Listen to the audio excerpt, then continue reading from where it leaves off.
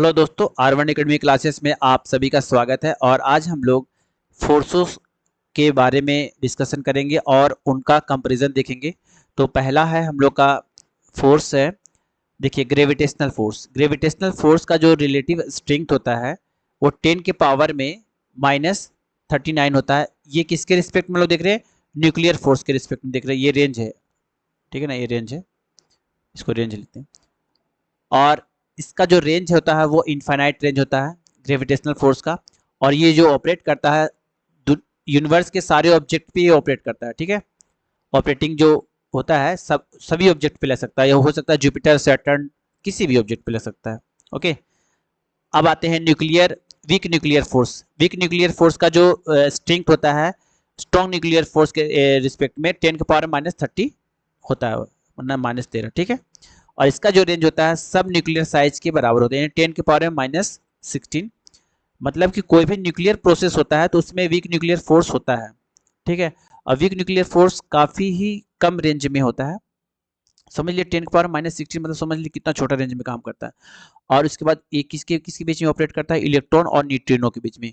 Electron और कोई भी उसमें जो पार्टिकल होता है उसके बीच में ये ऑपरेट करता है। तो ये हो गया nuclear force, weak nuclear force, ठीक है। अब आते हैं इलेक्ट्रोमैग्नेटिक फोर्स। इलेक्ट्रोमैग्नेटिक फोर्स का जो स्ट्रेंथ होता है, रिलेटिव स्ट्रेंथ होता है 10 के पावर में -2 होता है, ठीक है। और इसका भी रेंज जो होता है वो इनफाइनाइट्स होता है। और ये किसके बीच में लगता है? चार्ज पार्टिकल के बीच में लगता है। दो चार्ज पार्टिकल में आइदर पॉजिटिव या फिर निगेटिव किसी भी प्रकार का साइन हो, वो चार्ज पार्टिकल के बीच में इलेक्ट्रोमैग्नेटिक फोर्स लगता है। स्ट्रॉन्ग न्यूक्लियर फोर्स किसके बीच में लगता है? ये होता है nucleons on heavy elementary particle के बीच में। पहले इसका चलिए स्ट्रेंथ देख लेते हैं। इसका स्ट्रेंथ होता है 1 with respect to nuclear force के। ये स्ट्रॉन्ग न्यूक्लियर फोर्स है ही किसी के रिस्पेक्ट में, इसके रिस्पेक्ट में मतलब सबसे ज्यादा स्ट्रॉन्ग माना गया है इसी को, ठीक है। और इसका जो रेंज होता है वो न्यूक्लियर साइज का रेंज होता है। हाँ, एक चीज और, न्यूक्लियर साइज पूछा जाता है, कभी कभी क्वेश्चन पूछ देता है कि what is the size of the nuclear, तो 10 के पावर में -15 मीटर। तो ये याद कर लीजिएगा, बहुत इंपॉर्टेंट है, वेरी वेरी इंपॉर्टेंट है, वेरी वेरी इंपॉर्टेंट। और स्ट्रॉन्ग न्यूक्लियर फोर्स जो है वो किसके किसके बीच में लगता है? न्यूक्लियॉन्स और हैवी एलिमेंट्री पार्टिकल के बीच में लगता है। अब देखिए न्यूक्लियॉन्स में क्या क्या होता है। न्यूक्लियॉन्स में प्रोटॉन होता है और न्यूट्रॉन होता है। तो ये प्रोटॉन प्रोटॉन के बीच में भी लग सकता है, और हो सकता है तो न्यूट्रॉन न्यूट्रॉन के बीच में भी लग जाए, और हो सकता है तो प्रोटॉन न्यूट्रॉन के बीच में भी लग जाए। तो ये 3 केसेस में भी हो सकता है इसका लग सकता है।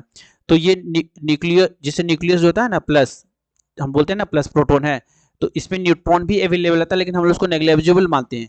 तो ये बोल रहा है ना कि यही दोनों के बीच में जो फोर्स लगता है यही होता है स्ट्रॉन्ग न्यूक्लियर फोर्स होता है, ठीक है। तो इस तरह का अमेजन वीडियो देखने के लिए हमारे चैनल को लाइक करें, शेयर करें एंड सब्सक्राइब करें।